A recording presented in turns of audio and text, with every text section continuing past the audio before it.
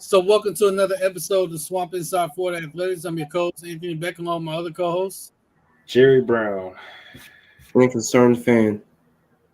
Concerned fan number one, Marcus Davis. How you feeling tonight, Marcus? How you feeling, bro? Well, I had a semi-good weekend. I'm not going to talk about what happened Saturday until we get into it, but Sunday was great. Jags won. So there's that. Somebody didn't let me down. That's right. My Dolphins let me down, which is all right, but it happens. The Khan family didn't let me down. They didn't let me down on Sunday. I'll say that much. Two things. Number one, Jerry, I told you that would happen once they played anybody. I don't want to talk about it, man. Come on, bro. But man, man. I must go full on Stephen A. Smith mode for how I am in no mood. Ladies and gentlemen, today is one of the worst days that I've had in a long time. I'm in no mood. I'm not used to this. Now, we're going to get into this, but I am not, and I repeat, I am not used to losing to Kentucky. And I'm already sick of it. Yeah. I mean, this is not the day for this. Sad times, bro. Now Sunday, I would admit, for me personally, it made up for it for two reasons. Number one, my Cowboys did dominate. But number two, because my parents are Patriots fans, I got to troll them all night long. Oh, yeah. Nice. Yeah. All day today. But it still doesn't make what happened on Saturday any better. Look, man, I don't want to have to do this, but I would say with the offense being the way it is and the offense being ran by our coach, Billy Napier, every time the offense trots out to, snap the ball, try to move the ball, it's nap time, not nape time. It's nap time. Nap time. It's nap time. It is crazy. We are in a bad situation, bro. Shout out King of the North, man. Appreciate the support, homie. Shout out to your brother. Thank you for coming on, man. And by the way, I don't want to be here tonight, but I guess we'll have to talk about this. I guess. Yeah. Monstrosity of a football game. But real quick, by the way, King of the North, tell Marcus to get ready for Jay Cargill's debut. That's all I'm saying. Why are you like this? I'm just saying, get ready for it. It's gonna be a show. But I got edge. I'm good. You said what? I got edge. I'm good. That was crazy. You knew it was coming, but that one was crazy. Yeah. Look on Christian Cage's face was priceless. I love Christian so much. He's so good. That was priceless. But we will get into the debacle of this game. Mm. Oh, bro. You have to do it. What the hell? You ain't watching any of the King of the North, so I don't know why you're doing this. Yes. But we will get into what we call a debacle that happened on Saturday night. Matter of fact, it was more like a funeral at this point. Because the beginning of the end happened. Went on what was it? 3rd and 8. Montreal Johnson gets a long game to convert the first down. That was it. Or to get brought back by a penalty. That was it. Yep. Yo. What up, man? Yo, what's good, homie? What's good, bro? Hey, man. I don't want to talk about this game. You get your trolls off all you want, bro, but it's all good. Hey, not too much. Not too much. Y'all got worry about Texas next week, yo. Worry about Texas. This man is trolling already. Hey, 3 minutes, 4 minutes in. Bro, it's what he does. Yeah, you better hope that Texas don't put a hurting on y'all. Hey man, if Texas win that game, all I'm gonna say is don't worry about what Chris got to say on the pod Friday. Worry about that. Hey, at least he a loyal fan. Oh, brother. We'll Let's see y'all. go. We'll see y'all in the conference. All right. We'll see what happens next year and the year after that. Y'all don't punk out. But yeah, the beginning of the end happened on that holding call, and me personally, I don't know if it was holding, but that's just me. It was a couple of questionable calls, but it doesn't negate what Kentucky did because we couldn't stop Ray Davis to save our life. No, we couldn't. Nope. We couldn't hardly run the ball, and because every time we did and we busted out a long game, it was brought back by penalty. Sounds about right. You allow Ray Davis to have 280 yards rushing alone. It was bad.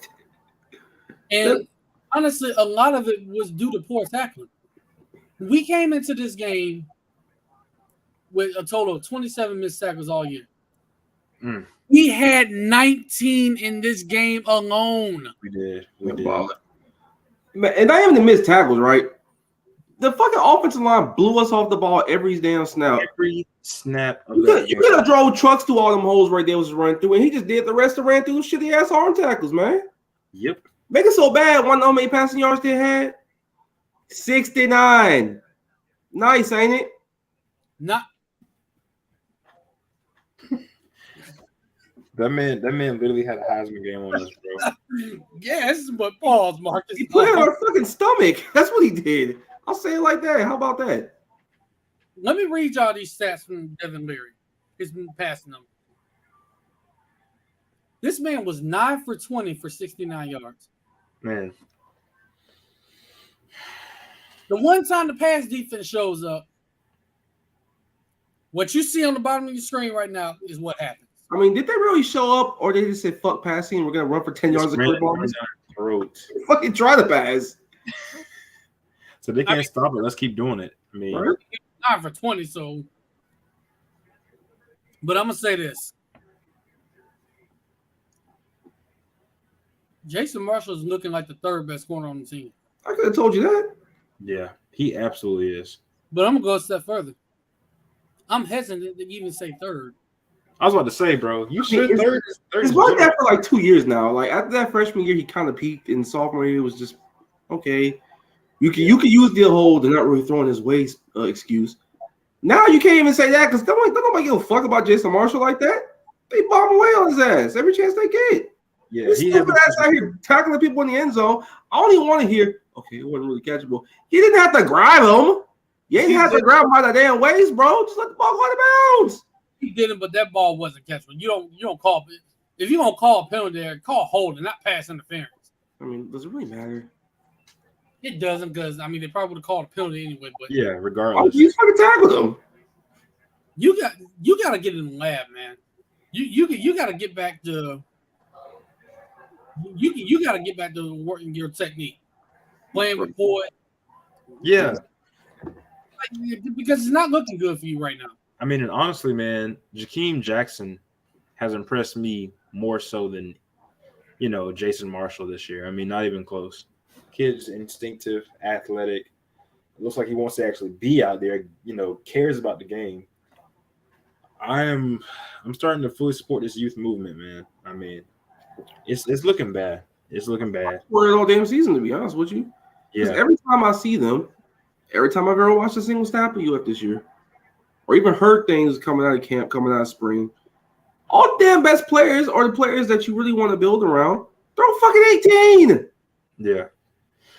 All right, let me ask y'all an honest question.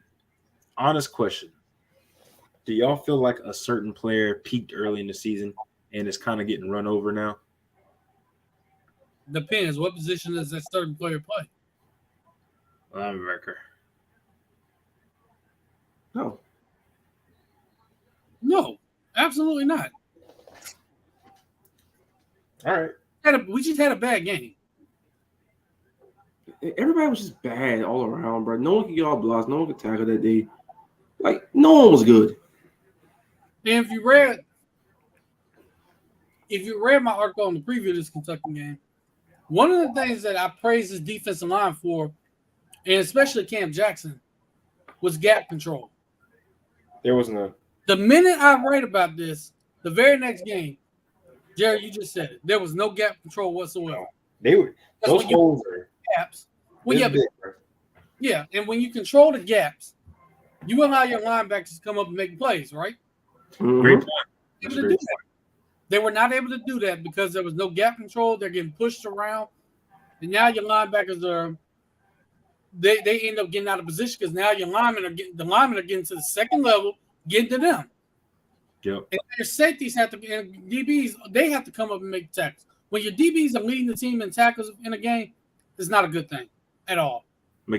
I almost said the name. I'm not gonna say the name. I'm not gonna say the name of this player. But that brother was back there getting cooked. Go ahead and say it. I'm not saying no names. I'm not getting texted. Does he wear the first double-digit number? Yes. There we go. I mean, what are the angles? Jerry. Huh? You're not going to get a text message.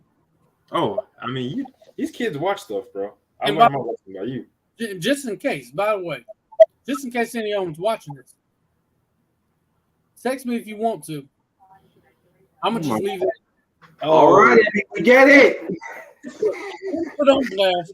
And you know what? I'm going to go a step further this time, y'all. I'm going to screenshot and post it on social media and tag him. All right, AB, you're getting real unserious right now, my nigga. AB, you are 30 years old. Do not do this. I'm going to do it. You are 30 years old. You've had the same haircut for 5 years, bro. Don't do that. That's crazy. You got to learn. You got it.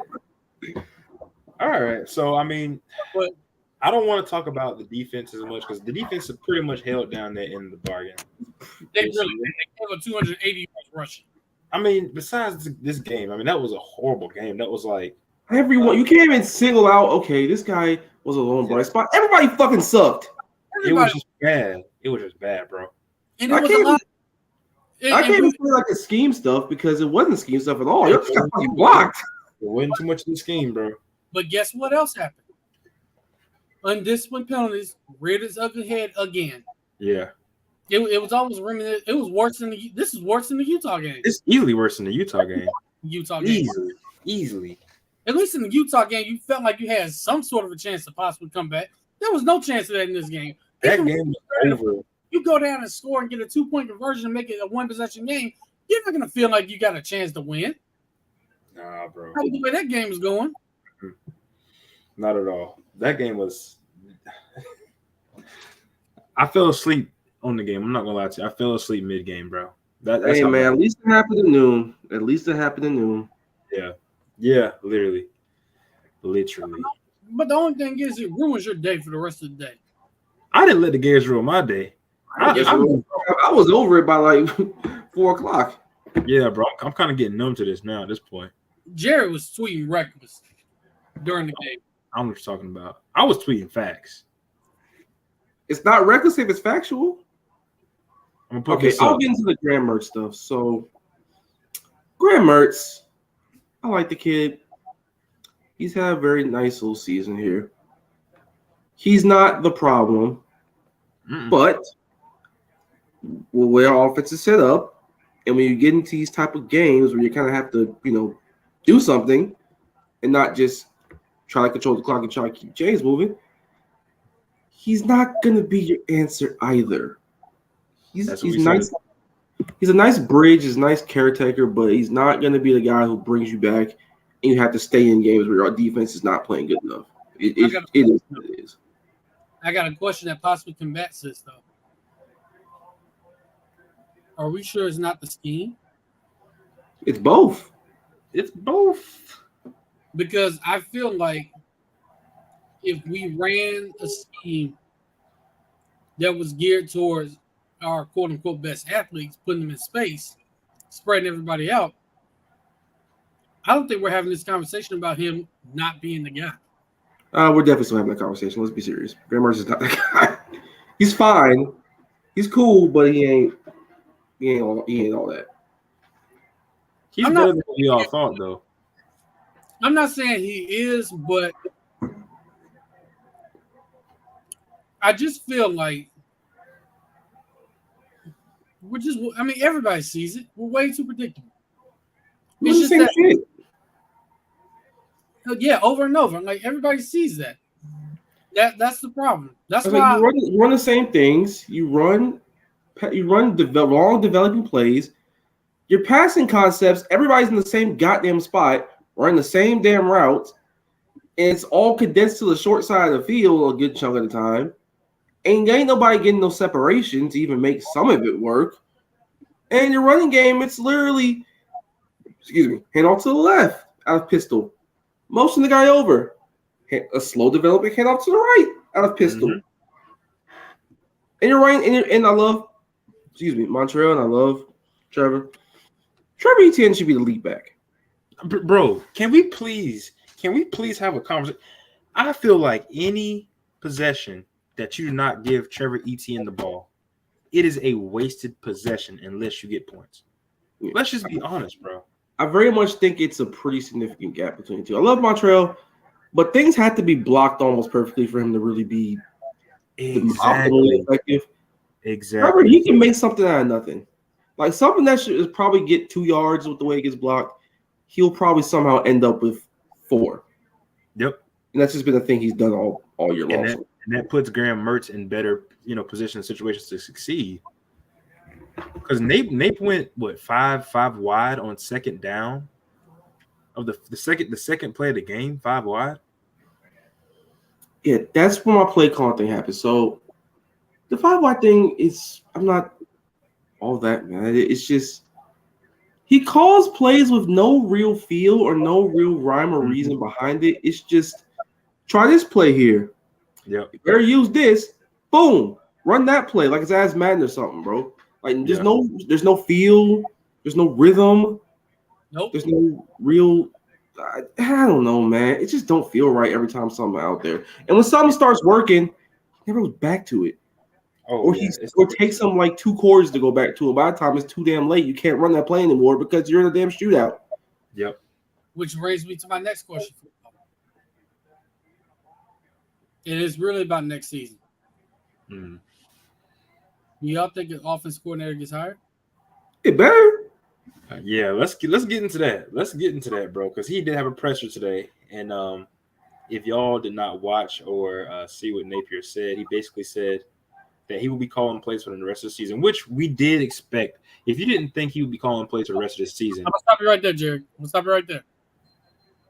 Us 3 expected that, and a few others. Yeah. What? Not the rest of the fan base. But he is not going to hand over his play calling duties mid-season. He's not going to do that. So I don't know. It's not realistic. It's not going to happen. It's not realistic, y'all. Let's be honest. He's not going to do that. That's hard to flip a whole playbook and identity mid-season. This is an off-season battle that he needs to fix. Yeah, that is not possible. Y'all have got to be realistic when it comes to that. Like nobody's going to hire an offense coordinator in the middle of the season. You have to learn a whole new system. Players got to learn a whole new terminology. You're not doing that. So the fact that y'all were even upset that he said he was going to continue to call the plays this year, honestly says a lot about y'all because y'all just apparently. I'm just saying. I'm just coming right down and say it. Y'all apparently don't think before y'all speak. Yeah. I wonder if y'all think at all. Period. I mean, it's reasonable. I will say it's reasonable to want somebody to call plays other than Billy Napier. That is reasonable. We all want this, but it is not logical to think that he's going to call those or he's going to hand over those duties at this moment in time. Like it's just not going to happen. So we need to figure out what we can do to fix this. Meanwhile, it's just a and I've seen so many people say, "Oh, he can handle the Russ Callaway since he's already on staff." You do realize that they kind of run 2 different systems, which means different terminology, more sense. Talking about a disaster. You want Graham Mertz to play like he's been playing, 70% passing. We need to keep it where it is right now and just live and die by it, honestly. It is what it is this season. Like this team is very close to the team all of us deep down knew we were probably going to end up being anyway. Correct. 6-6, 7-5. I didn't say accept it and just mope about it or anything like that. Like, be upset. Like, I'm fucking pissed. Like, I thought we should have had the offensive coordinator last year. I didn't like his offense coming in. I didn't like his play card coming in. But it is what it is now. Just you made your bed. You got to deal with the consequences at this point. And fix it as soon as you possibly can. Yep. I'm going to quote Denzel Washington for one of his Equalizer movies. When you pray for rain, you got to deal with the mud too. So right now we got rain. We got to deal with the mud. What did y'all think? What did y'all think of Napier's presser overall? Like, did y'all understand what he was basically saying? Or Kenny, what's up, man? What's up? What's up? There's one way we get it fixed. Yeah, you gotta take a Napier's line is though we got to take a serious look in the mirror. That's his line, you know. I hope the calls came from inside the house and he picked the phone up. Right. Did y'all feel like what he said during the presser? Do y'all feel like, because I asked Marcus, I texted Marcus this early, like while I was at work. Do you feel like somewhat, AB, that what Napier speaks on sometimes is like overanalyze, over analytical, overly detail oriented? I do a little bit. Yeah. But it depends on what he's talking about also. Like with some stuff, yeah. I do think he gets a little over analytical, especially when it comes to talking special teams. Oh my god. Bro. That's where he gets over analytical, or even about his play call. Like, yes. But at the same time, there are times where it kind of is necessary when you think about it. Mm-hmm. Because, I mean, we like we said, we all want him to be the guy, and we feel like he is the guy. But we also feel like he just needs to be a CEO and let his coaches coach. And I feel like if you just do that, everything's fine. The recruiting, 5 years better than what the last staff was. For sure. Better. We're getting the talent in. We're seeing it. These 19-year-old freshmen, 18, 19-year-old freshmen are not normal freshmen. So that he's bringing in. So we know how good they've been this year and how much better they're going to be. Mm-hmm. And it lets you know with the kind of players he is bringing in, it kind of lets you know how good the team could possibly be within the next year or two. And off the field is light years beyond what it was before. Like we all know Napier's doing great things off the field, recruiting. It's just in the middle of a game, you're coaching head-to-head against Mark Stoops. Can you get over the hump? Can you go into a game, your scheme gets blown up, and you adjust? And if you can't do that, man, you're going to lose games. It is what it is. Like, the thing with Billy is I want to believe he's the guy, and I do like a lot of those things that we complained about for years. Recruiting was in the shitter, and now it's not. And off-field stuff isn't as much of a problem anymore. Yeah. But golly, some of these self-inflicted damn rules that he has. Special teams is an absolute disaster. You don't really even have a game changer coordinator? Dude, come on now. Let's be serious. What game we changing? Games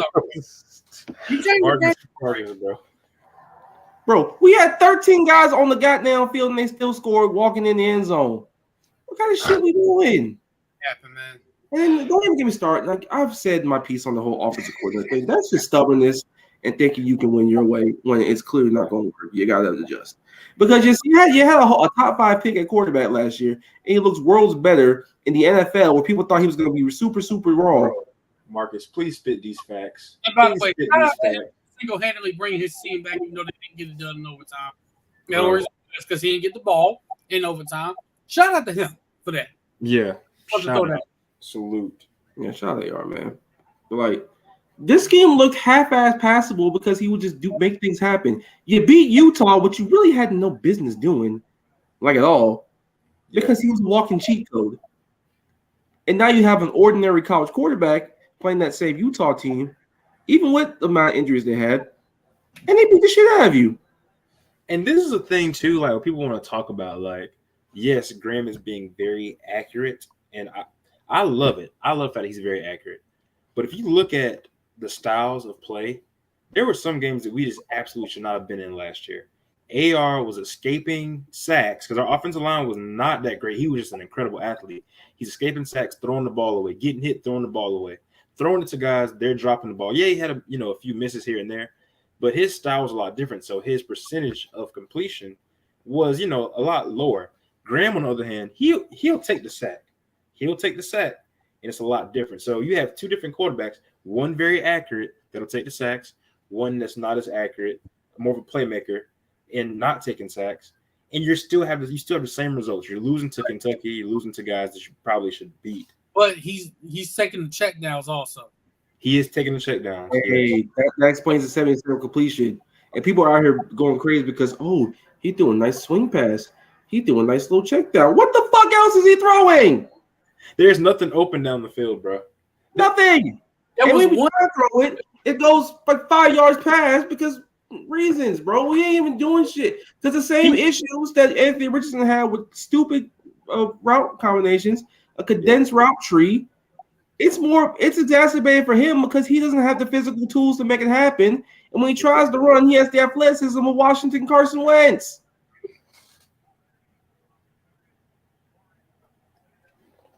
Not the Barry, cuz I love Graham. I do appreciate what he's doing. Me too, bro. Spade here, bro. I'll be real with you, man. You disrespectful for that last comment. That's crazy. Don't you ever compare this man to Carson Wentz ever again? Washington Carson Wentz. Graham Mertz in college is better than Carson Wentz right now. Hey, chill out, man. Hey, man, they're both guys that people have questions about. So, I mean, it's pretty apropos now, ain't it? No, that's just wrong, man. But look, Graham is not bad by any means. He's not bad. He's just okay. Y'all come up that I want to say talk about, and it was that offensive line. I'm gonna just say this right now. Yes. Oh God, offensive line room needs to be overhauled. I could have told you that. No, they needs to be a complete overhaul. We don't have talent there at all. We really don't. Whoever said that Damian George was a loss for Alabama, Nick Saban, you lied. Nick Saban is a liar, bro. This man, people need to realize Nick Saban is a generational liar, bro. I'm gonna also say that. I think he was doing backflips that he entered the portal. What you mean? Crazy. I'm gonna also say this stuff. And I don't like saying this because I want everybody to make their money. I want everybody to be able to feed their families. I don't.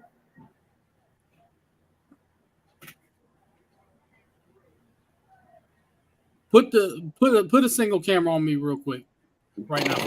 Let me see if I can do this, bro. Hold on. Can you do this? Can I do a single camera? Y'all out of this, but I need more emphasis on this when I say this, y'all. It's time for both offensive line coaches to get the hell stepping. Can we put a game changer in there too? Them two. All three need for sale signs on their houses immediately. I hate to say this. All the way from Pensacola to Gainesville to do it myself, I'll do it. Matter of fact, I'll have Jerry call Anthony Richardson like he did the last time when Leah had to get her stuff moved out. I'll tell him to move them people out their house. I will help, and I will help do it. You ain't even got to pay me. I will help do it for free. Right. Only I got to pay me is in Raising Cane's and some season tickets. That's all. That's all I need. Give me the Raising Cane's, bro. Give me a Raising Cane's because I've never had them. Pay me in Raising Cane's. You got to do it. I'm telling you right now, Raising Cane's is godly. Bro. We were in there eating like kings. Shit, bro. You should have seen my face, bro. When I got my food. I'm down. I'm taking inventory of the fries, the sauce, the bread, the tenders, bro. I'm like, oh my God. Yeah, it was delicious. Mobile, and it's 45 minutes away. I'm not driving 45 minutes to Mobile and 45 minutes back. Food gonna get cold. No, bro, you got to eat it in the parking lot. I'm gonna eat in the parking lot. I might as well go inside and eat inside. You're gonna be looking like one of them YouTube food reviewers. Like EDP, bro. Checking that out. Why would you say EDP? You could have said Keith Lee or anybody else. My bad. Badlands. I don't know. What's up with you and EDP? Like, what is wrong with you, man? Remember the Popeye? Well, anyways, it's going for rails. But yes. A few more. Yes. Marshall is struggling bad. Yes and yes. He I think. bad. I think Jason Marshall's probably the worst CB number one we've had in a while. He peaked freshman year. Yeah. The worst? So, I mean, considering the expectations. Did we not have Parker Wilson 3 years ago? We had CJ Henderson, though. He was CB1. And even then, CJ Harrison and Jason Marshall are pretty damn similar. He's going to be out the league soon at this point. Who, CJ? Yeah. Yes. Hey, I know, bro. But CJ was nice in college, though. He was clamping stuff. And then he came here, and then he went to Carolina, and yeah. That was not good. Kyra Elam was also kind of. He want to play now. Yeah. That's the Bills actually did him, boy. People got a little bit mad at me at the beginning when we first hired Napier. I think I actually told y'all, I was like, our offense is very much so eerily similar to Jim McElwain. The pistol formation, using the tight ends that are slow, very similar. Like that's one thing about pistol. I like pistol. And I liked it when it was a big thing back in like the early 2010s when like Kaepernick was running it in Nevada, and then San Francisco used it with him. Yep. But if you don't have good tight ends that actually have real athleticism, and when you're doing these bootlegs, you can dump them down to, and if your offensive line can't zone block or you can't man up and get to the second level, it's gonna look really damn clunky. Especially when you just don't have any athletes outside and we don't use them correctly like we do at times, because motion, for the sake of just motion and just getting cardio in before the damn snap, really serves you no purpose. Because Ricky Pearsall running back across the formation, these are orbit motions for guys who aren't threats with the ball in their hand unless your name is not scared. It's not moving nobody. No. Everybody knows that when you come in motion like that, you're not involved in the play. Exactly. And we all know what we're doing. It's a slow developing ass play action pass, which I was about to rip the last remnants of my damn hair all over my body out every time we kept doing it when we're down multiple fucking stars. Who are you fooling? The linebackers ain't cheating up, playing a run. Nigga, you didn't pass it. Bro, can I put Marcus on? Put Marcus on single screen, man. Oh, how do I do this? I don't even know how to get Marcus. Put me on Summer Jam. I don't know how to do it. Oh my god. I mean, come on, man. I'm hot, bro. Come on. I'm ready. I don't know how to do it. Right now, hold on. Because Marcus needs the floor, bro. This man is absolutely going insane. Right, bro. I have hashtag thoughts. Like this, like this is why we keep saying we need an OC though. This is why. Like we low-key thought after the first Utah game, even. I'm putting Kenny's comment back up here. He literally says it. It's like a high school offense, which is very predictable. Oh, by the way, you want to know why I know it? Because my high school did run it. Jesus. And guess what?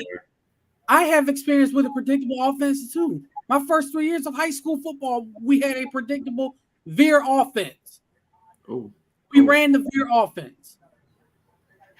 Hey, man, that's high school for you, brother.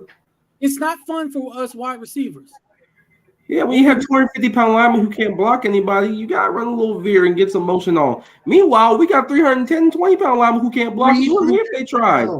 300 pounds. You know what? Herman Boone running the veer offense. You don't run 6 plays, and it's like no. Hey, man, I kept saying before the season, if nothing else, we at least look like an SEC offensive line. I very really didn't ever say it. I'm on the screen. Let's go. Go ahead, Marcus. Anyway, man, I said before the season started, if nothing else, we look like an SEC offensive line, right? Like we got size all around, not a lot of depth, and quite frankly, the recruiting's pretty ass right there on that end. And we have 2 O-line coaches for no goddamn reason. But I said we at least have the bus factor that we hadn't had in quite a long time.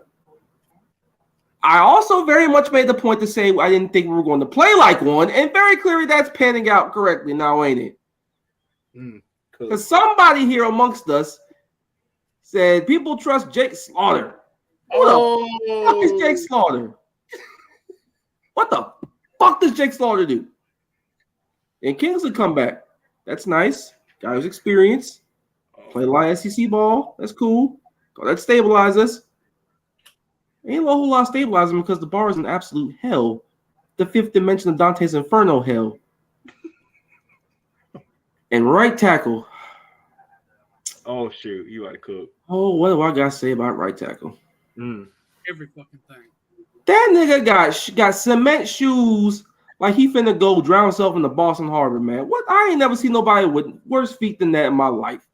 And where's the functional strength, man? I know you can deadlift 400, 500, whatever. Deadlift a motherfucking defensive end, please. I need to see some actual functional strength at work here. What we doing? Ain't no functional strength. Ain't no good footwork. I see motherfuckers bending the corner on everybody. You out here running around Humpty Dumpty. Ba-doop, ba-doop, ba-doop, ba-doop. What the fuck in the stance, please? Ain't no snap count. Get to a second level because that's what this offense needs to do to be any kind of effective. Oh, man. Back to the offense like I was saying before. All right, so if you're a linebacker, your first instinct is, play the run, right? That's why play action is a thing. When you're down multiple scores, who the fuck is getting fooled by that? Is any linebacker coming up playing the run when you're down multiple scores? And no one is fooled by this. Your pass plays are already slow developing as hell as it is. I don't need it being 7 seconds longer. Like, you get the ball. Okay. Non-threatening white boy. Come over. He's over. He's in orbit or whatever. What? No. And Damian George is already getting beat at this point. Looking. Everybody's running the same route. Oh, shit, I'm sacked. I can't run. I'm down. Lost to 17. Every time. Every single time. And now that's happening. Caleb Douglas is out. So you got to have Gene, Mizell, all them. Just use the kids, man. You might as well. Because who the hell else is going to run routes? Because guess what? When Andy Gene got out there, he cooked. What the fuck was Trey Wilson? Oh, they lied about him. Put me back on the screen. I got something. Put him back. Hey, he about to cook. He about to cook. I'm about to cook with this one. This is the shit right here. Just pisses me off. Because you put him on the depth chart, listed him as a starter.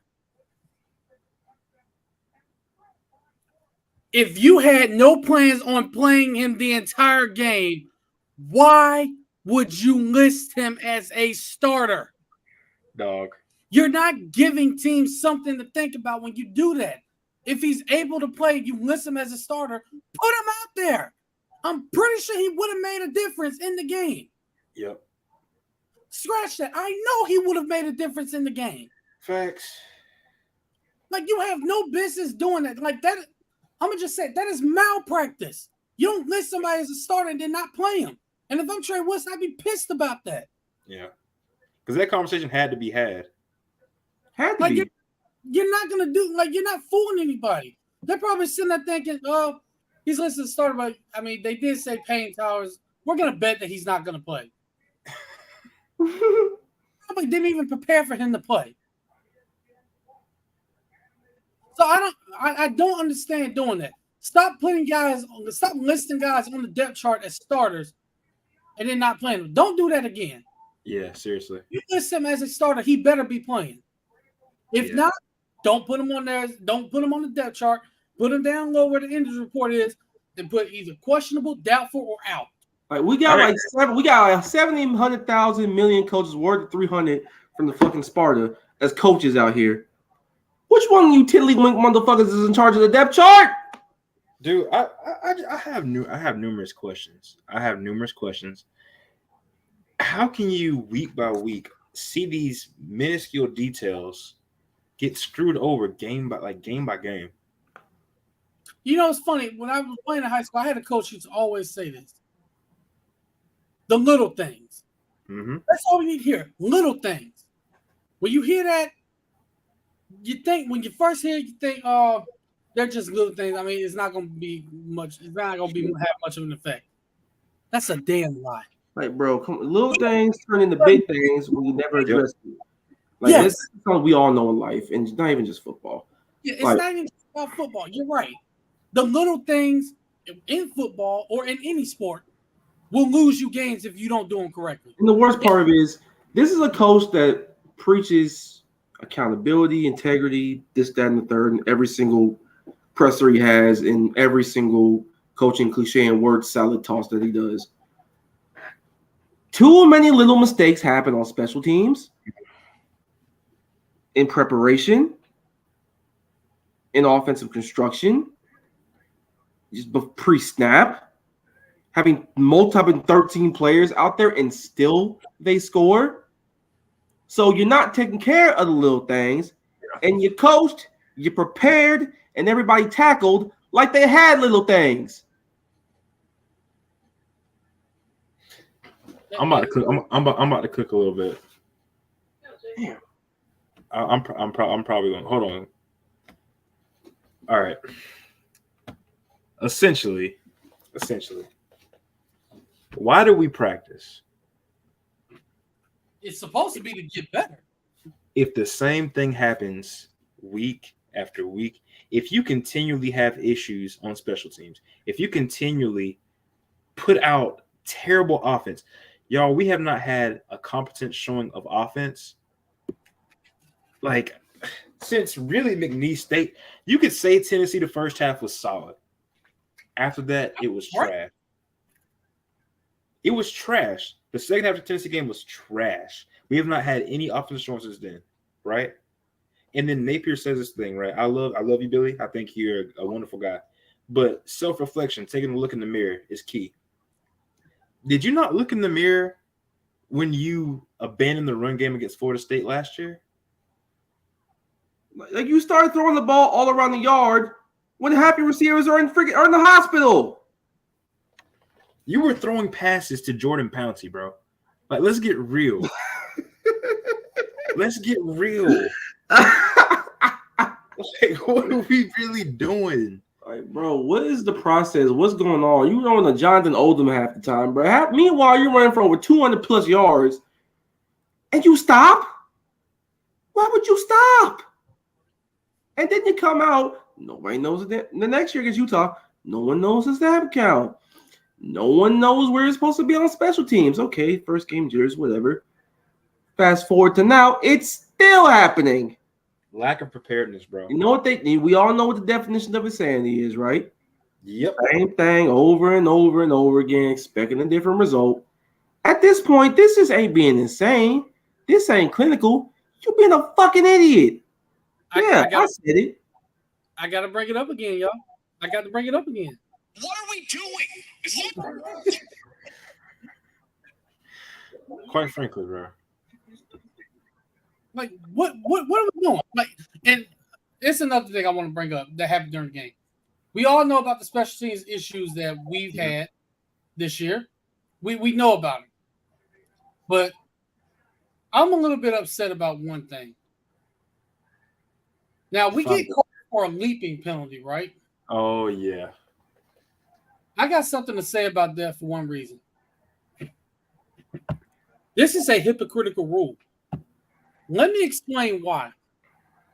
So you can't leap over anybody to try and block a field goal or kick or anything because it's a safety issue, right? Yep. Explain why anybody else with the ball in their hands can leap over, can hurdle over players. And that's not a safety issue. And it's not a safety issue. You see what I mean? If you're going to call it a safety issue for one on one side, it needs to be like that for everybody. Here's what I'm gonna let you finish, but here's what I'm saying about that. I don't fucking care for one reason alone. As the coaches, as a game changer, you're supposed to know these things. How do you not explain the rules to these kids? How do they not know that you're not supposed to do this? You're supposed to coach that. Bill Belichick knows like every single damn like playbook, every like rule in the book. He knows every single damn loophole possible. He knows every single paragraph G. Section 1.70, whatever the hell. Aren't you supposed to know this as a coach? Ain't you supposed to be prepared? Maybe don't even start. The point is preparation. Did you not know this? Or were you incompetent? Or are you You're just right. really stupid? Which one? You're right, Marcus. But see, this is where I'm going with this. If you can hurdle over players as a regular ball carrier and it's not a safety issue, you honestly should be able to leap over players and block a kick. Because they're basically still. It needs to be vice versa. I feel like people they say I feel like the rules committee they really need to look at that because it's honestly not fair when you think about it. You can hurdle over players, but you can't leap the block a punt. I mean, NFL does it too. I don't fucking care. Know the rules, prepare for them accordingly. Tough But shit. see, it's not. We can't say that anymore. There's so many rules in every sport and everything that we know that probably are kind of dumb, but that's what it is, and you prepare accordingly. As a coach, that's your job. I don't care about all the why this, why that. No, I'm putting the agency back on the staff and back on everybody. You have to know situation. You have to know what you can and can't do because this is not some newfangled thing. This has been in the rule books for how long as I can remember. It's always been there. Deal with it. Actually, no, it wasn't for a while. They only put it in there because I guess somebody got hurt. But here's the thing. Here's the thing, though. We can't even do that no more. Because if it's gonna be a safety issue, there should be no hurdling period. Or if you're not gonna care about it, it just needs to be the same. Either you can do it for all phases of the game, or you can't. That's all I ask. Either you can or you can't. I can see where both of y'all coming from. I can see that, but then again, no one told you to give a big ass run right after that because they were on their own like 10-yard line. I don't fucking care. Tackle. Yeah. Get off the field. Do it again. It's just like a soft mindset, man. Like we got just punked. Like you gave it up and you just out there just oh shit. We're screwed. We're not gonna tackle them. Okay, Mr. Ray Davis. Time to bend over and take it again. And with that, we have officially been canceled because Marcus doesn't realize we got babies watching this show. What was the whole? I mean, excuse me if I'm wrong, but I think that the celebration with the little stick thing is kind of corny. I don't. It wasn't corny. I didn't like it. Not when you're down that much, at least. No. Yeah, I wouldn't even bring that out. Like if I was a player, we scored, we're down that much. I'm done. Like, don't even give me the celebration stick. Let's just get back out there and try and get a stop. Yeah. The game has changed. There's only a few old school coaches. Stoops is one of them. Yeah.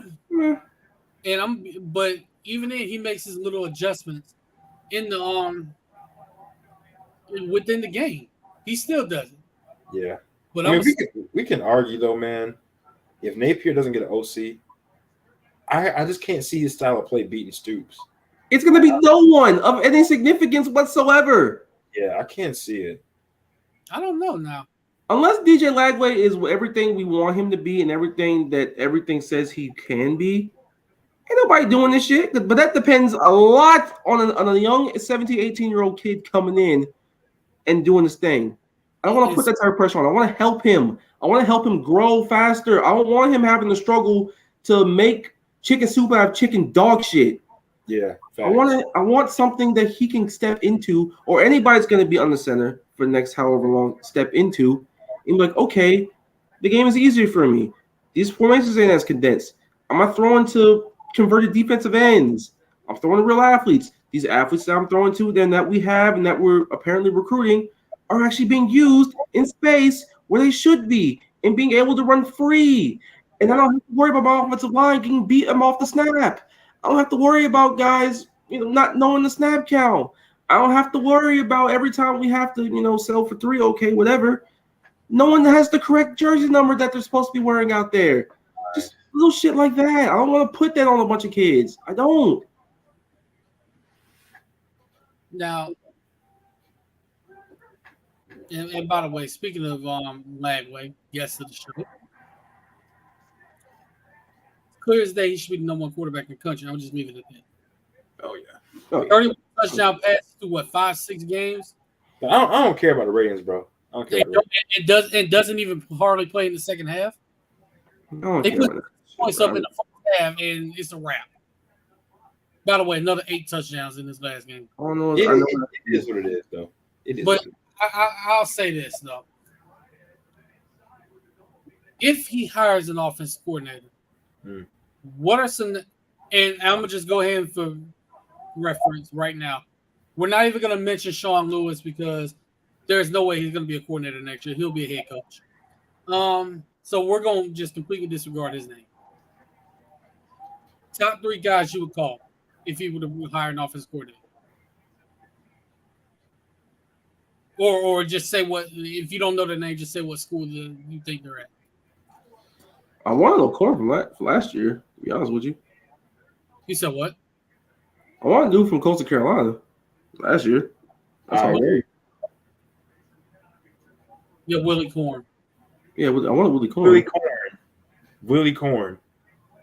That would actually be a great one. That would be a great one. Really? That's one name on my list.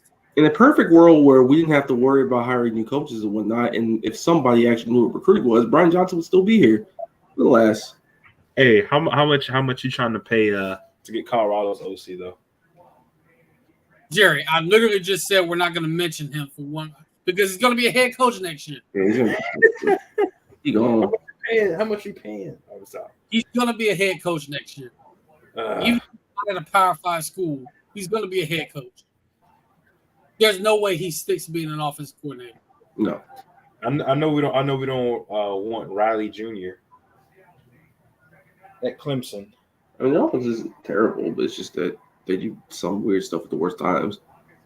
I'm gonna say this: there's another name at Clemson that's not even on the field that I would take. Who? Jeff Scott. I take him all day every day, personally. He's currently an analyst at Clemson right now.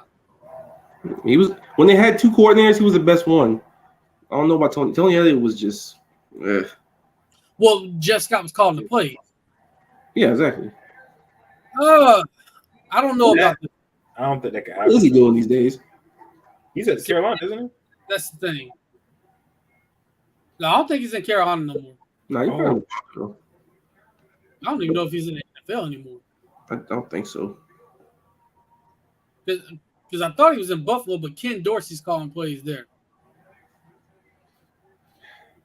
He's the quarterbacks coach of the Bills right now. Wow. What? He's the QB coach in Buffalo. Oh, so he is still in Buffalo. Okay. Yeah. So him and because Ken Dorsey's calling plays for them right now. So Shit, I'll take Joe Brady. Fuck it. They did like their offense was like they ran a lot of slants and things like that, but they ran a lot of cool stuff behind it, and did a lot of really cool window dressing in their passing game concepts. And yeah, a pimp with accurate quarterback who could make things happen. The running game was pretty diverse. I'll take him. Yeah, I mean we need an offense coordinator that's going to be able to help us play complementary football, of course. But we got to put our defense in better situations. I mean, that's just the truth of the matter. So I don't think he'd want to come back to college, though. That's the thing. yeah, I don't think he goes back to college. I mean, you've been in the NFL the last few years. At this point, you want to stay in the NFL. Yeah. any college football analyst that you would ask if, hey, would you come be my I just named one. I'm talking about another one. We can't really because I don't think there's another big name that's an analyst. Really? That's probably the only one. No, Jerry, no. I mean, what are you gonna say?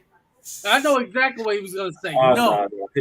He would literally purposely like cause our downfall. There's no way he would come back. No. No, I'm kidding, bro. I'm kidding. Come back. Marcus, think, Think, bro. Does his last name rhyme with Lazio? no. No. Shout out my brother Ayo for that one. For the law. Colorado State probably. Hey, shout out Big Brady for that one. But anyway, Take a think. Analyst.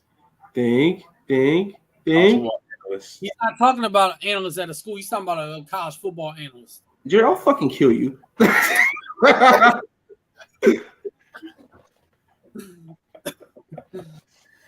I didn't get it. I didn't get it at first. Kenny, this is why we said not just anybody. Not just anybody. The last time y'all said just anybody, y'all hired Doug Nussmeier. Oh my God.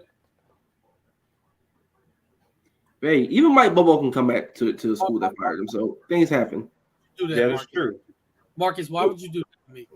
I'm just saying. You say anybody. That's why you don't do just anybody. I need to look up. You didn't have to bring Joe Nussmeier up because once he got fired from Florida, I still had to deal with him for 3 or 4 years afterwards because he was on my staff in Dallas. Yeah, you sure did. Tough break. What do y'all feel about Charlie Wise Jr.?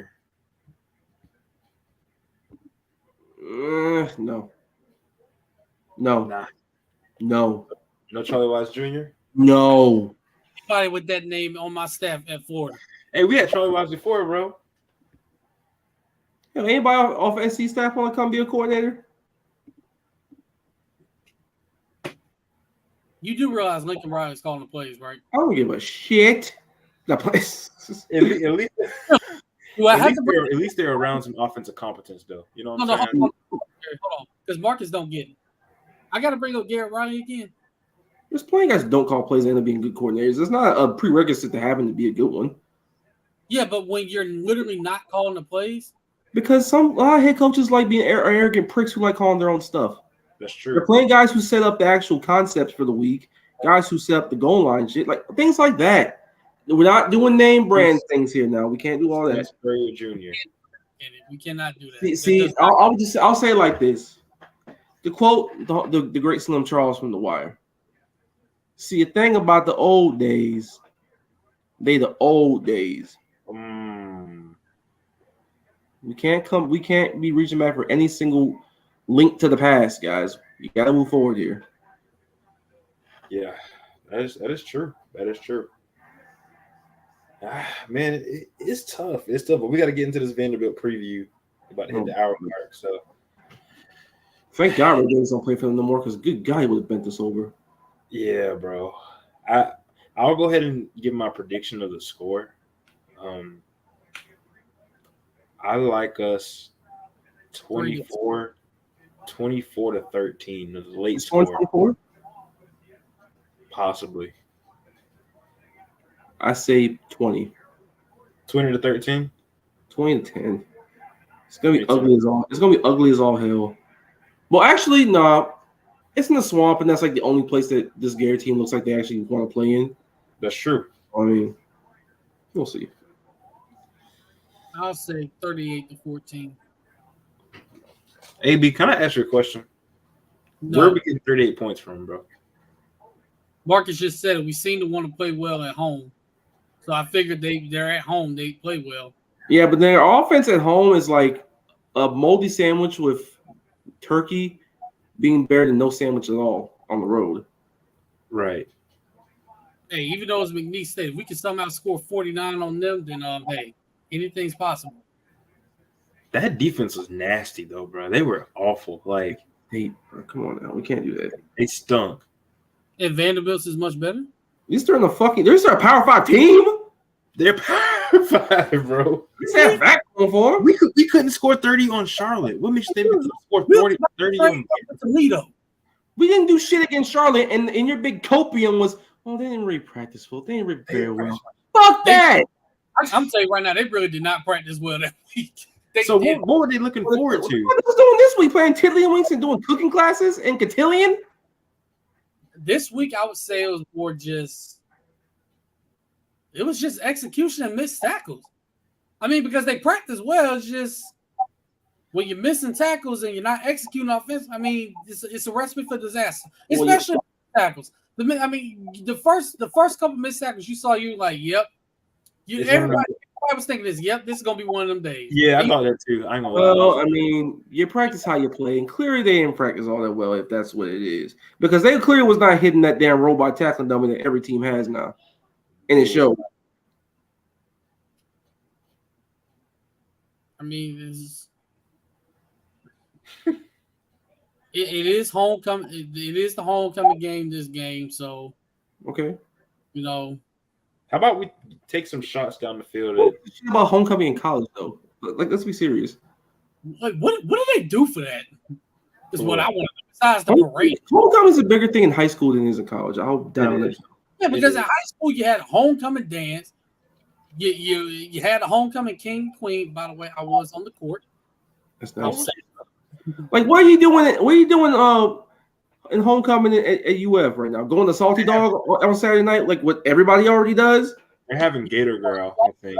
They're going to Balls. Yes, there's a bar called Balls. Yeah, I mean, it's shambolic, I know, but yeah, that's pretty much what you're doing because you're not having like this ain't high school. You're not having a dance. Shit, I went to my dance. I ain't do shit. I don't know. Hey, yeah, ain't nothing to do, bro. Bro, I sat in the cut and just waited to go home. That's basically all I did. This man went to the homecoming dance just to stand on the wall. I went to prom to do that. I did that too. I sat on the couch and chilled. Yeah, bro. That's because y'all didn't have, that's because what? Y'all didn't have dates. It's high school. I don't care. I didn't give a shit about that. Plus, ain't like I left empty-handed. It is nice. I'm leaving here with something. It is nice to lay on your arm. Who cares? Like me, but let me stop. Be a serious person anyway. I mean, I do think they'll play better because we've seen it all season. They play better at home than they do on the road. Yeah. It's just that simple. So, which scares me about the South Carolina game now that I think about it. I do not look for it. I don't think it's going to be fun. That's going to be a rookie now because playing in Columbia, bro, it's going to be hell. Yeah, that's going to be kind of nasty. This team is just not. This team does not clip the color road. That's the part where being a bunch of freshmen and sophomores is kicking in because these dudes do not play good on the road. That time was announced. That game is going to be at 3:30 on the SEC network. Nasty. That's going to be bad. At least it's not a night game. Still nasty. It's not a noon game.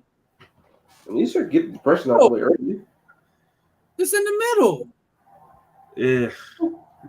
Yeah, it was around the same time last year when we played them. I went to that game, but still around the same time. It was about 4:00 last year when we played.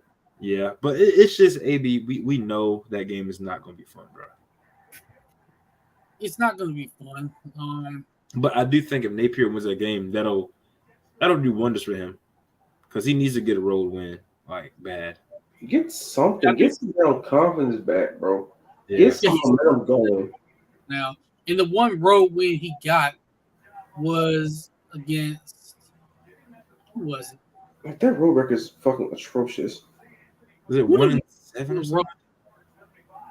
Who did we play on the road last year that he won? Texas A&M. Yep, that's what it was. That's because Anthony Richardson decided to freaking have a masterclass. Yeah, it was Texas A&M. That's the only road game we won. So that getting a road win against them would do wonders. But we got to focus on Vanderbilt first. We are 1-6 on the road, everybody. 1-6. 1-7. 1-7 now. 7. But I do think playing at home, they will play better. I know that from what I was told, that team is highly pissed because they know that they could have played better against Kentucky and they just flat out did it. So I think this is going to be a week where I think this is the week they get back on track. They get back on track, and I think what I hope to see is more ETN, but just get back to your identity. If you can run the ball early, just stick to it. Just run the ball and bludgeon them. Start fast. Do not start slow. We need to start fast. And this is the other thing. I'm glad you said that, Jared. I'm so glad you said that because I want to bring this up too. Did y'all notice that when we did score against Kentucky, we used tempo? Bro, oh my gosh, bro. Oh my gosh, dog. I can't even, bro. Y'all did notice that, right? Yep. It works. It works. Our tempo works. We just don't use it. It's terrible. You have to use tempo at this point because you just said it works. I believe tempo should be utilized every first possession for us, no matter what. And the crazy thing is, do y'all notice the offensive line actually plays better when we do it? Yeah, they play better with tempo for sure. For sure. You gotta see that on film. And holes start to open. Well, holes start to open more so. For a guy like Montreal, he gets to operate a little bit better. ETN bound for a big run, up tempo. It's just it works out better. You have quicker passes. No one is fooled by this stupid ass. Just be real methodical and motion it out. These long developing plays. No one is fooled. You're not motioning and tricking anybody by doing this because you don't have the horses to be doing all that. Run fast, tempo, take the thinking out, and just rock and call it a day. Yep. Exactly. Press Y, double tap Y, keep it going, run the ball. Exactly, bro. Kenny, I'm sorry, man. I agree. I don't disagree with that at all, actually. I don't disagree. I don't think they'll lose or anything like that. Like, I don't. So, I mean, like, if we were to lose, just saying, what would that do, like, for y'all in terms of, like, Billy? Like, as far as y'all's trust, how much would it decline? Yeah. Execute Order 66. Yeah. I agree, man. I think this is just a must win. Like, you can't lose this game. I mean, every game's a must win, but you really, really, really, really, really, really cannot lose to Vanderbilt. Yeah, you can't lose to Vanderbilt 2 years in a row, bro. That's embarrassing. This isn't baseball. Even basketball. Christ. Speaking of basketball, they're on the court practicing already. That's because nice. it starts next month, actually. I'm lit. Cool. Pretty soon we will get a couple of basketball guys on to preview basketball season. We do have that in the works. Talking with a couple people now, seeing they want to come on. Might could get Jacob on because covering basketball, yeah, he's like that with the basketball coverage. Hey, I'm excited to see what we got on the basketball court, bro. I mean, really. By the way, number change for Riley Kugel. He is no longer wearing number 24. He is now wearing number 2. Number 2? Oh, let's go. Let's go. Wearing number 2. It's lit. It looked like he got more tattoos. So, you look a little bit different. He in his Trey Man bag. I respect it. Speaking of Trey Man. Oh, yeah. Future Boston Celtic. Hey. Yeah, no. No, absolutely not. But anyways, man, y'all have any like final thoughts about the Vanderbilt game or anything like that? Just fucking win, please. Look like you give a damn. Actually prepare and practice this week, guys, and don't take anybody lightly. Maybe. I don't think they took Kentucky lightly. They just didn't play well. Well, if you're gonna not take them lightly, actually don't play like shit. How about that? Either way. Whatever it takes, get the win, please. Because I'm gonna be there, and if we lose that game and I'm there, bro, like I'm gonna be sick. Oh no, I'm so sorry, Jerry. Bro, I can't take it, bro. You going with your parents? I'm going with Leah. Ooh. Yeah. That's gonna be a rough car ride. That's gonna be tough. No, it's gonna be a great car ride because we're gonna expect us to get a win, and for the most part, the fan base on Twitter. Some of them will be Thank you for reminding me. This is to all the Gator fans on Twitter. Stop. Just serious. Like I'm gonna go a step further. Get a fucking job. Get a J-O-B. That's your word for the day. Job. J-O-B. Get a job. Y'all flat out don't have jobs. Get a hobby. Dude, spend some time with your family. Like anything besides argue with people that you're not going to actually fight in real life.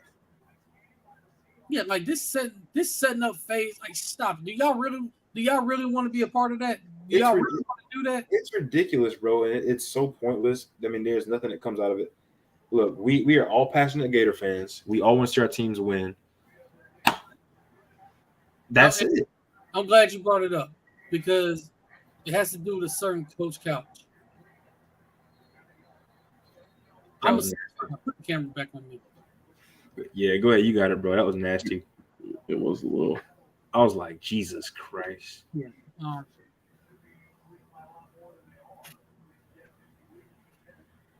We got some real deal assholes in our fan base. For y'all to be sitting here sending death threats to coaches or to people in general over a football game, tells me that number one, you're living in your mama's basement. Number two, you don't have a job, so you have nothing better to do. Number three, you're cowards because all this stuff you're saying online to these coaches, I bet you wouldn't step up to them and say it to their face. Matter of fact, I know you wouldn't because you probably get your behind whooped. That's a fact. Because it's going to be on site when it comes to the team defender. The team going to sit there be ready for you. Like these coaches they have families, man. Yep. So when you're sending death threats to a coach, this ain't just about it's not just the coach that's concerned. Now you got the families concerned because who's to say that they won't knock one of them upside? Like y'all got to think about the ramifications that y'all doing. And it's gotten to the point where now the FBI and the FDLE are now investigating this. Are you kidding me? No, I'm not. Oh my God. That's the rumor out there. And if it's true, you can delete the tweets. You can delete your account. They're going to find it, and they're going to find you. That's crazy. What you put on the internet, even if you delete it, it's out there. It stays forever. It's forever. The internet is forever. Like y'all don't get it. Like y'all need to be better. Y'all got to be better. You got to be better. Because it's no place for that. It is absolutely no place for that. There just isn't, man. And like, if you're doing this stuff, you have no sympathy. You're not empathetic. And to be quite honest, like, you take this football stuff way too serious. I understand, like, having a passion, loving the Gators. But, bro, it is not that deep. It is not that deep. Like, let's be real.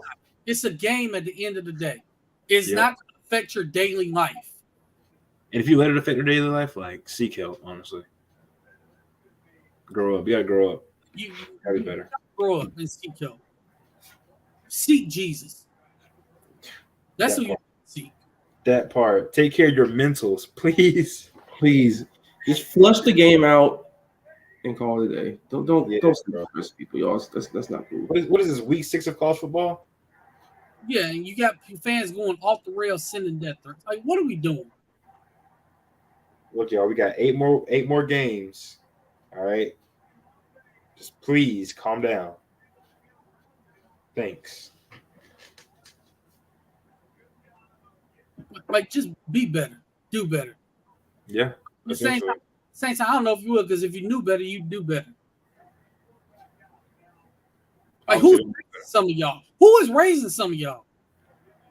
Bro, come on now. We don't gotta do all that, but because obviously nothing was said to him about stuff like this. I'm just saying. But be better. In all seriousness, people, be better. Yeah. Like, there's no way you should let a game affect you to that level. No reason whatsoever. I don't care if it's your favorite team. I don't care if you had money on the game and all of a sudden you didn't hit the money line. You didn't win your money. I don't care about that. Yeah, that's your bet, and that's the risk you take when you bet. You either win or you lose. I hate the civil war going on in Gator Twitter right now. I hate it. Like, I get on and try to get my takes off, and then I see a whole bunch of madness. So it's just like, it's not fun, bro. It's not fun things. Got it.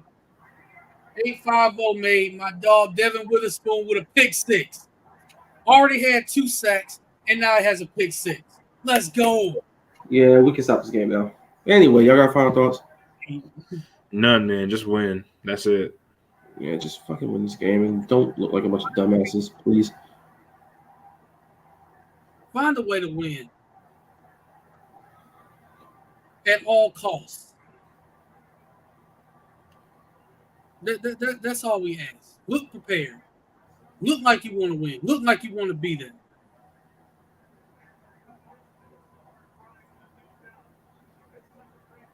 So, other than that, y'all got any more final thoughts before we wrap it up? Nothing, bro. Nothing. Nah, not really. Marcus got me. I said my piece. I'm flushed out. Yeah, I'm drained now, bro. I could go to sleep, bro. I, that was a painful episode, yo. We really didn't want to have to lash out like that. It could be worse. Could be 2 years ago when if this happens, we're gonna pull what we did 2 years ago. Yeah, I was about to say this. That's gonna It's getting nasty if that should happen, bro. I'm telling you. It's gonna get real nasty, bro. It's getting nasty. And don't pull you can't pull the Kirby Smart lost event. He only lost the Vandy one time. It's gonna get so nasty. I'm gonna invite the homie A on here just so we can troll. That's how nasty it's gonna be. That meant AB's gonna turn into tea time. I tell you that much. Oh no.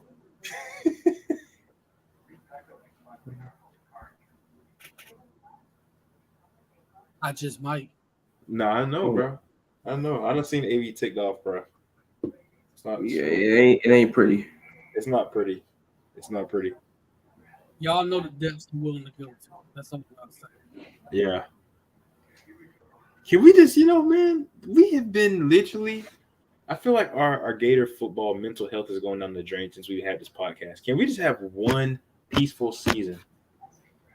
Just be good. Please. Just be good, bro. We've had more bad days than good days on this thing. This is crazy.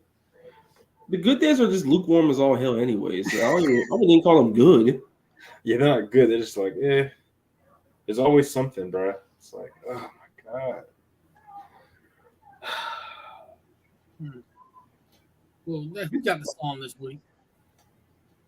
We're not having a song this week. We don't deserve a song. We don't deserve a song. There's no song, bro.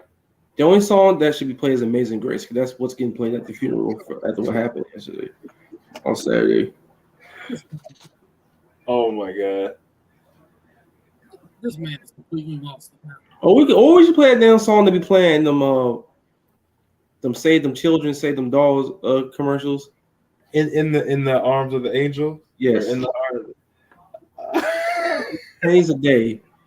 You can scrounge up the money to get an offensive coordinator, and you can save Florida Gators football. Oh my gosh. We're not starting to GoFundMe for that. Sorry, y'all. I'm just Oh my gosh. I'm just say happy native right now watching this pick six replay. That we breed ballers down here. If you did, they'd be at Florida.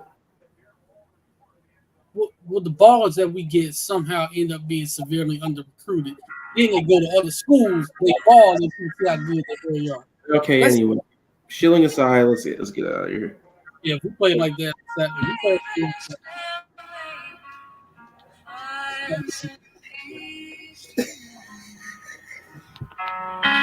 the arms of the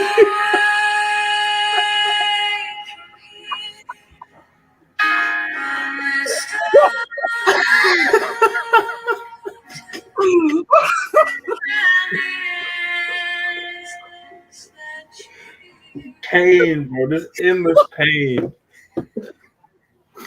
Oh man.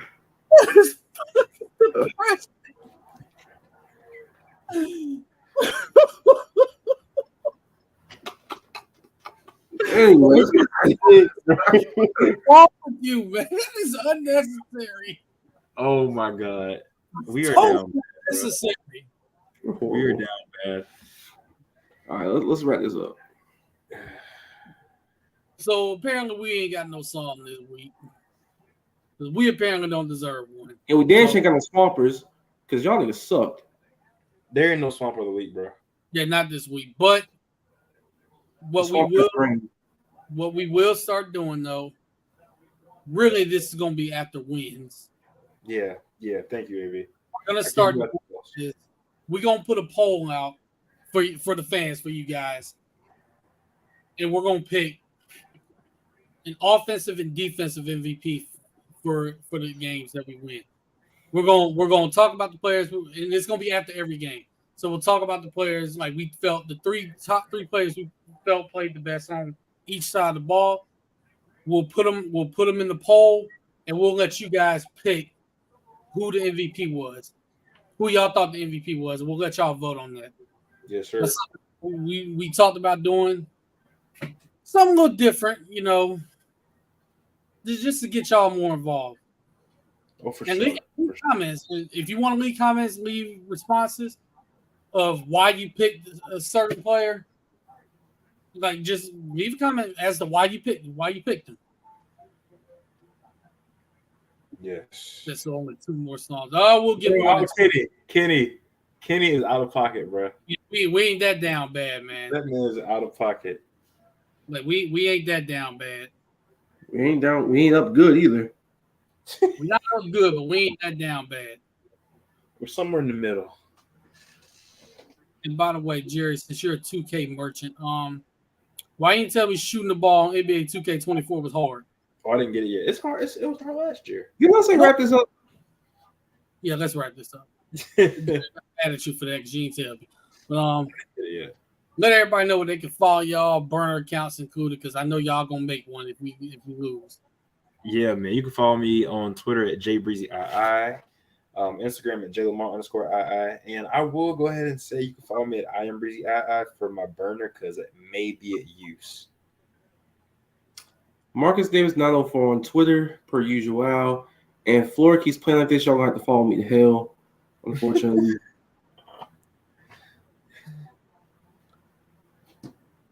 But I do have one thing to plug though.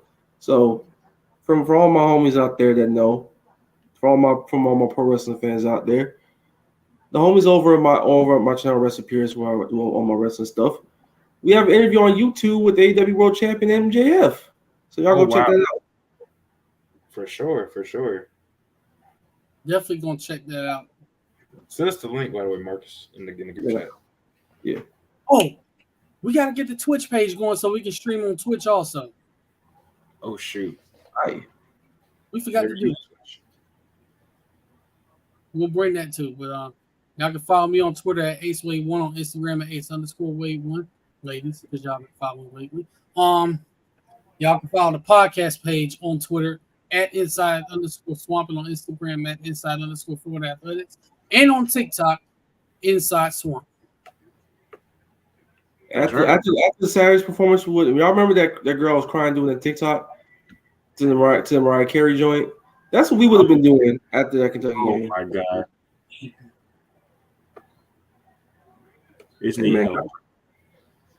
Oh, you put me. I ain't gonna never be that down bad. We can lose 50, and I ain't never gonna be that down bad. Yeah, you know we wipe the tears talking about some. Why are you so obsessed with me? You know what you're doing. In 2017, we got beat by Georgia. We got blown out by Georgia. I just flat out didn't even care after the first one. I'm like, all right. You faked that thirst like McElwain did. Yo, that was not bad. Y'all know deep down y'all was glad he did it so he can get up out of there. Yeah, with that, this has been a painful episode of the Inside Florida Athletics. Should I say therapy session? Yes. We're going to leave y'all as we always do. God bless y'all. Go Gators. Y'all stay safe out there. Take care of your mentals. Take care of your loved ones. Tell them you love them every day. Take care of your chicken.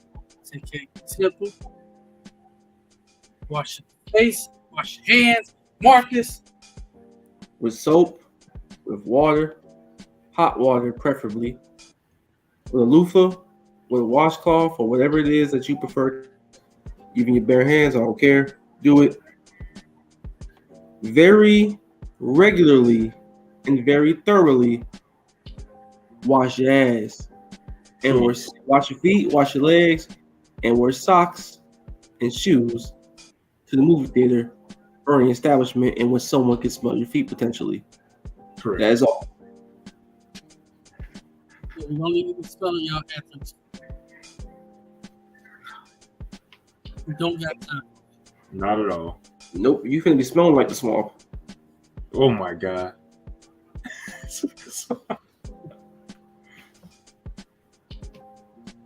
With that, y'all, we'll see y'all next week. Yes, sir. All kinds of weather.